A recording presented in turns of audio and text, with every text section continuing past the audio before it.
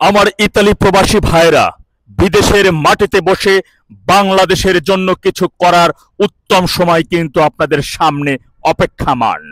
আমি জানি ইতালিতে এক শরীয়তপুরের 20,000-এর অধিক প্রবাসী ভাইরা সেখানে রয়েছেন।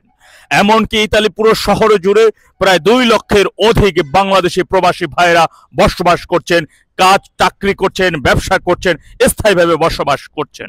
আপনাদের কাছে একটি কথাই বলতে চাই, আপনারা জানেন গত 5 আগস্টের পরে এই ইনুসগং যখন ক্ষমতায় আসে সে কিন্তু সর্বপ্রথমে বলেছিল আমরা সবাইকে ঐক্যবদ্ধ করব, আমরা একটা জাতি, একটা পরিবার।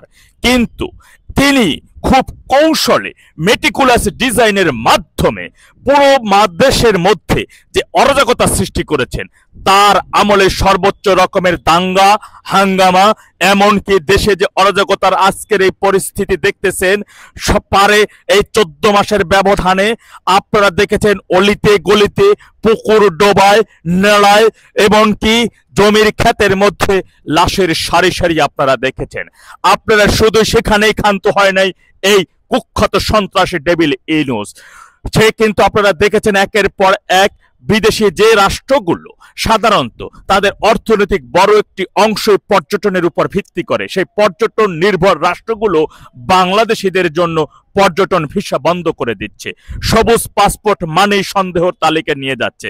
কিন্তু জঙ্গিবাদী রাষ্ট্র পাকিস্তান কিন্তু বাংলাদেশিদের প্রবেশের জন্য কোনো ধরনের ভিসা লাগবে না, তারা অনায়াসে সেখানে যাতায়াত করতে পারবে। তথাপি আমি বলবো আপনাদের উদ্দেশ্যে, খুব কৌশলের মাধ্যমে, সুকৌশল করেই বাংলাদেশের মানচিত্রটাকে পূর্ব পাকিস্তানের মানচিত্রের মধ্যে পূর্ব পাকিস্তান বানানোর জন্য সব রকমের সাজানো গোছানো হয়ে গেছে। এখন শুধু প্রক্রিয়া অনুসরণ করে করে এক এক করে করে তারা বাস্তবায়ন করার মাধ্যমে চলছে এই ডেভিল ইনুস। তথাপি আপনাদের উদ্দেশ্যে একটি কথাই বলতে চাই, স্বাধীনতার সার্বভৌমত্ব 71-এর মহান মুক্তিযুদ্ধের চেতনায় বাংলাদেশ যে সৃষ্টি হয়েছে, বাংলাদেশের মানচিত্র পেয়েছি, লাল সবুজের পতাকা পেয়েছি, আপনি একজন বাঙালি হিসেবে গর্বিত, বাঙালি হিসেবে নাগরিক হিসেবে বুকে হাত দিয়ে যেভাবে আপনি অহংকার করছেন, সেই অহংকারকে ধরে রাখার জন্য হলেও আপনারা জানেন আগামী দিন ডেভিল ইনুস ওই দেশেই যাচ্ছে, তাকে সেখানে আপনাদের প্রতিহত করতে হবে, প্রতিরোধ গড়ে তুলতে হবে, তার বিরুদ্ধে মোহর মোহর স্লোগান তুলতে হবে। ডেভিল তুই বাংলা ছাড়, আমাদের দেশটাকে রক্ষা কর, নানান ধরনের স্লোগান সেখানে প্রতিরোধ গড়ে তুলে বিশ্ববাসী, বিশ্ব নেতাদেরকে আপনাদেরকে দেখিয়ে দিতে হবে। এমনকি বাংলাদেশের নাগরিক কিন্তু এই মুহূর্তে আপনাদের দিকেই তাকিয়ে আছে যে ইতালিতে থাকা বাংলাদেশি প্রবাসী ভাইরা ডেভিল ইনুসের কিভাবে গতিরোধ করে, তার সামনে কিভাবে প্রতিরোধ গড়ে তোলে, যে প্রতিরোধ দেখে বিশ্ব নেতারা, বিশ্ববাসীরা যখন তাদের কাছে একটি আলোচনা সৃষ্টি হয়, আসলে ডেভিল ইনুস যে তার এই নোবেলকে সামনে রেখে বাংলাদেশটাকে সাজানো গোছানো বাংলাদেশে জাহান্নামে পরিণত করেছে। কেন বাঙালিদের সবুজ পাসপোর্ট দেখা মাত্র সন্দেহ করছে বিশ্ব নেতারা, অন্যান্য দেশের সরকার প্রধানরা? এই বিষয়টি আপনাদেরকে রিয়ালাইজ করতে হবে। দক্ষিণবঙ্গের ভাইদের উদ্দেশ্যে করে একটা কথাই বলবো, আপনাদের কাছে তো চাওয়ার প্রয়োজন হয় না আমি মনে করি। কেননা আপনি যদি বলেন আপনার পাড়ায়, আপনার মহল্লায়, আপনার উপজেলায়, আপনার জেলায়, আপনার আশপাশে বিগত আওয়ামী লীগ সরকারের সামনে 15 বছরের ক্ষমতা শোনে কোনো ধরনের উন্নয়ন হয় নাই, আমি আপনার সেই কথাটাই মেনে নেব।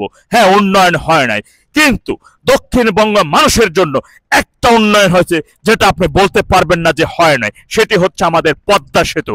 মনে রাখবেন, আপনার জেলা থেকে এই 15.5 বছরের আগে, তথাপি আমাদের এই পদ্মা সেতু উদ্বোধনের আগে আমরা যখন আমাদের জেলা থেকে যদি কখনো আমরা 2 ঘন্টা বা 2.5 ঘন্টার মধ্যে হয়তো বা জাজিরা প্রান্তে আসতাম, কিন্তু জাজিরা থেকে মুন্সিগঞ্জে আমাকে আসার জন্য 8 থেকে 10 ঘন্টা অপেক্ষা করতে হয়েছে।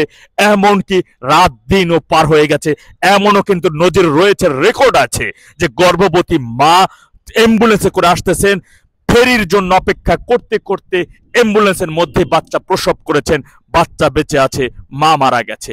ওই বোন যদি আপনার হতো, ওই বোন যদি আমার হতো, তাহলে কিন্তু আমি পদ্মা সেতুর মর্ম হয়তো আরো ভালো করে উপলব্ধি করতাম। কিন্তু আমার আপনার বোন মারা যাওয়ার পরে সেতুকে উপলব্ধি করব এমনটা নয়। অন্যজন বোনকে আমার বোন মনে করতে হবে, অন্য নারীকে আমার মা মনে করতে হবে। এটাই বাঙালির পরিচয়, এটি মনুষ্যত্ব, এটি মানুষের প্রকৃত পরিচয়। তথাপি আপনাদের উদ্দেশ্য করে বলবো, ওই পদ্মা সেতুকে সামনে রেখে দক্ষিণবঙ্গের যে সকল জেলাগুলোর ভাইরা আমার ইতালিতে রয়েছেন, রোমে রয়েছেন, ইতালিতে বিভিন্ন কাজে রয়েছেন, 2 থেকে 3 ঘন্টা হলেও কাজ থেকে একটু বিরত দেন। দেশের জন্য, দেশের মানুষের জন্য, দেশের জেলার জন্য, দেশের মানচিত্রের জন্য, সার্বভৌমত্ব রক্ষার জন্য গর্জে উঠুন। আগামী দিন ইউনূসের বিরুদ্ধে প্রতিবাদে সোচ্চার হন এবং সেখানে ইউনূসকে বিশ্ববাসীর নেতাকে দেখিয়ে দেন ইউনূস একটি ঘৃণিত মানুষ।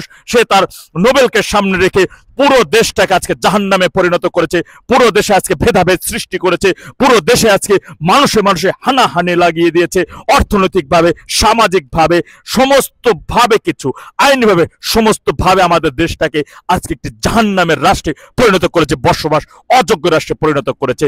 বিশ্ববাসীর নেতাকে সেই জিনিসটা আপনাকে দেখিয়ে দিতে হবে। প্রতিরোধ গড়ে তুলুন। আপনারা যদি ঐক্যবদ্ধ হয়ে সোচ্চার হয়ে প্রতিরোধ গড়ে তুলুন, তাহলে গড়ে তুলতে পারেন, তাহলে কিন্তু আরো সহজ হবে। ইউনূসের বিদায় ঘন্টা বেজে যাবে। ইউনূসের যেন এটি হয় বিশ্বে বা অন্য দেশে শেষ ভ্রমণ, শেষ ঘোরা এবং রাষ্ট্রীয় শেষ সফর।